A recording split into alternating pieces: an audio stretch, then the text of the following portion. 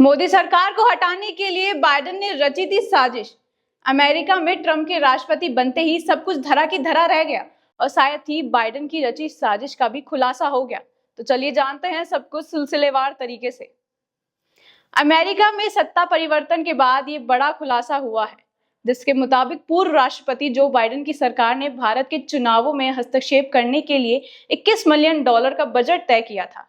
ये राशि भारत में मतदान बढ़ाने के नाम पर खर्च किए जानी थी, लेकिन इसके पीछे बाइडेन प्रशासन का असल उद्देश्य भारत की राजनीति में प्रभाव डालना था।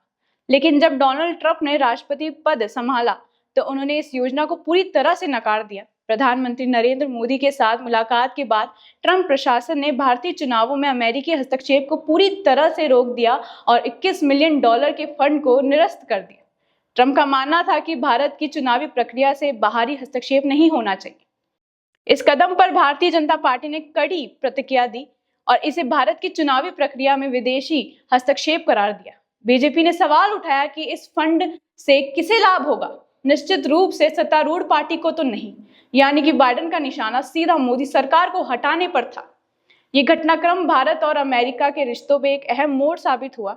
जहां बाइडेन प्रशासन भारत के चुनावों में हस्तक्षेप करने की कोशिश कर रहा था, वहीं ट्रंप प्रशासन ने भारत की चुनावी स्वतंत्रता को बचाया। एलन मस्क के नेतृत्व में अमेरिका सरकारी दक्षता विभाग यानी डोज ने इस फंड को खारिज कर दिया और ये कदम अमेरिका में बजट की फिजूल खर्ची को रोकने का प्रयास था।